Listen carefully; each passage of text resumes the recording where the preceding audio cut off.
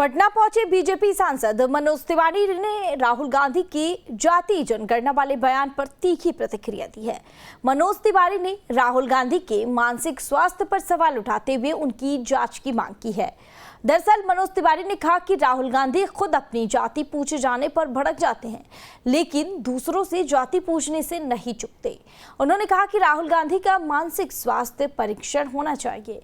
मनोज तिवारी ने आगे कहा कि देश के हर बच्चे में प्रतिभा है और जो लोग सत्ता में रहने के आदी हो जाते हैं, उन्हें सत्ता से बाहर आने पर मछली की तरह तड़पड़ाहट होती है।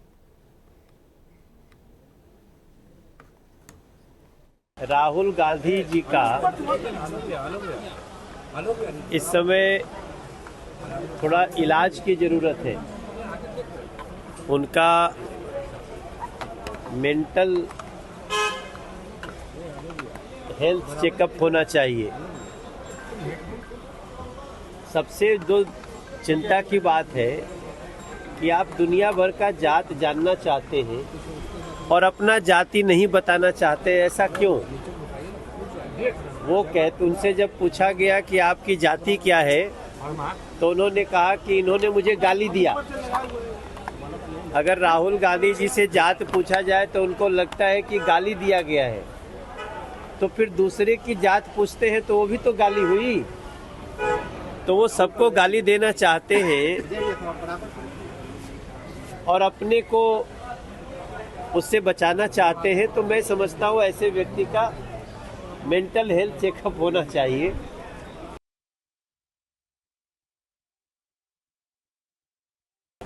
इस देश के जितने सरकारी केंद्रीय कर्मचारी हैं, उन लोगों का एक लंबे समय से डिमांड था कि हमारा सेंट्रल पेंशन स्कीम को जो पुरानी थी वही लागू किया जाए।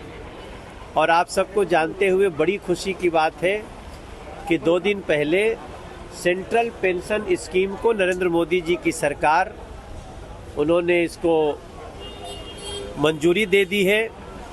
अभी हम और ललन सिंह जी साथ में ही आए फ्लाइट से, वो भी बहुत प्रसन्नता व्यक्त कर रहे थे। और मैं समझता हूँ ये देश के जितने सरकारी कर्मचारी हैं उनके लिए बहुत ही खुशी की बात है कि जो भी सरकारी कर्मचारी की जब नौकरी ख़त्म हो रही होगी या जब वो छोड़ रहे होंगे, तो उसके 1 साल पहले जो उनका वेतन होगा उसका 50% उनको पेंशन के रूप में मिलेगा।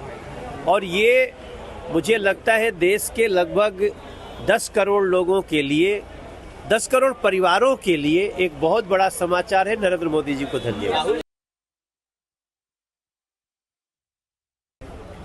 देखिए, वो तो खुद भी रहे, एक बहुत बड़ा वादा करके तेजस्वी बाबू आए थे कि हम आते ही 10 लाख लोगों को नौकरी देंगे। काफ़ी 2.5-3 साल रहे, तो 2.5-3 साल में कम से कम 5 लाख को तो दे देना चाहिए था, लेकिन 500 को भी नहीं दे पाए। तो तेजस्वी बाबू को मैं इतने कहना चाहूँगा, देखिए हम ये नहीं कह रहे हैं कि बिहार के हर एस्पिरेशन को हमने पूरा कर दिया है, लेकिन बिहार बहुत तेजी से विकसित राह पे चल रहा है। और बिहार को इस बजट में 26,000 करोड़ रुपया दिया गया है। अब उसका तो विरोध कर रहे थे तेजस्वी बाबू। आप अगर विपक्ष में हो के भी बिहार के समर्थक हैं, तो बिहार में जो इस बजट में स्पेशल दिया गया है, टोटल देखेंगे तो करीब 48,000 करोड़ का इसी बजट में है। लेकिन उसकी तारीफ करने की बजाय तेजस्वी बाबू को आदत पड़ गई है केवल विरोध करना है। मुझे लगता है जो बिहार को प्यार करता है वो बिहार के हर बेहतरी को स्वीकार भी करे।